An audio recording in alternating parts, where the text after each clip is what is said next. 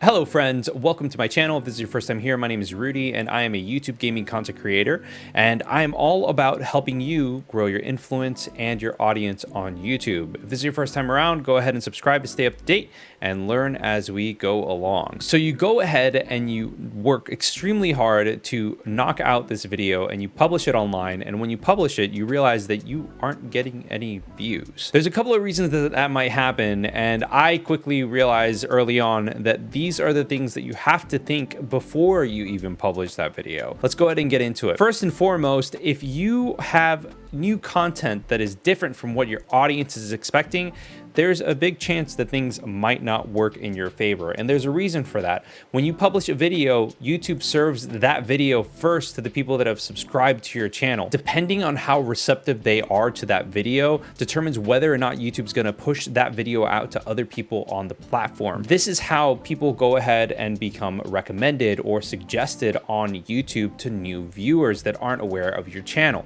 Now, one thing that people do need to keep in mind is that yes, you can niche down or you can not niche at all, but at the end of the day, you should have a target audience or somebody that you are trying to make content for. This target audience is something that a lot of people in the advertising world or the marketing world call avatars. These avatars are essentially people that are your ideal people, the demographic, where they're from, what they buy, the brands that they relate to, and so on and so forth. So when you publish and create these videos, those are the people that you should be aiming to. That value in that video that you have is for those people and no one else. If you have your subscriber base and you already have your avatar and so on and so forth, you need to think of having a post schedule. The reason why this is so important is because YouTube will go ahead and kind of see and show you when people are actually on their platform, especially on the tail end, on the audience side of things. But this will also go ahead and let your viewers know that, hey, I know that at 11 a.m. on Mondays, Wednesdays, and Fridays,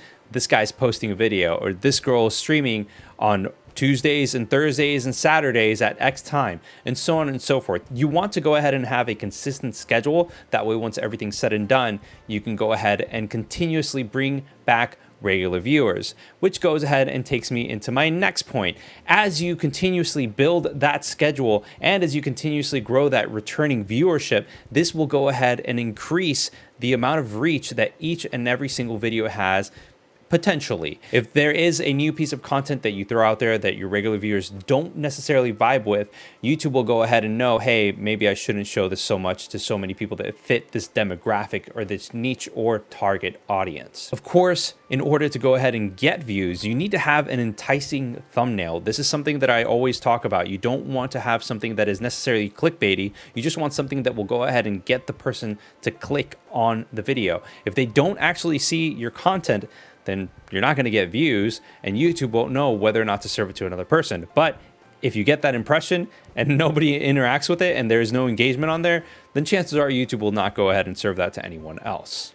It's very easy to say that YouTube isn't serving my video to people, that YouTube or the algorithm is against me. But in reality, if you aren't getting impressions on your video, then chances are that YouTube really isn't serving it to anybody and there is no interaction whatsoever. Of course, over time, the more that you post, the more data that is accumulated, and the more that YouTube knows that, hey, their videos vibe with these people, and we know that these are the people that need to go ahead and watch this content. A lot of people take way too long to get into their videos, and I hate to say this because to me, having an awesome intro or having an awesome video production is very important, but at the end of the day, sometimes people, they just want to get into the content and they want to go ahead and see what it is that you promised them with your video thumbnail, your video description, and your video title.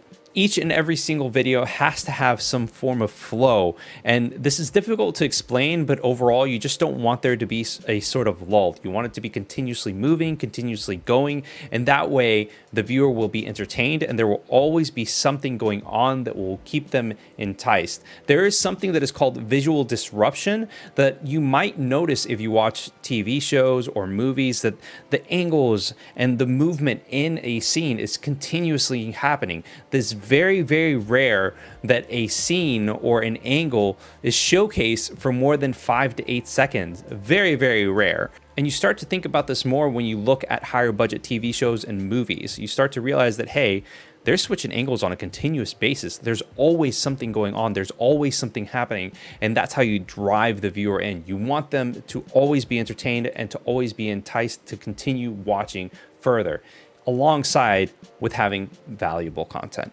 I hope you guys enjoy this. If you liked it, give us a thumbs up, subscribe to the channel to stay up to date, and comment if you have any questions down below. Until next time, guys, deuces.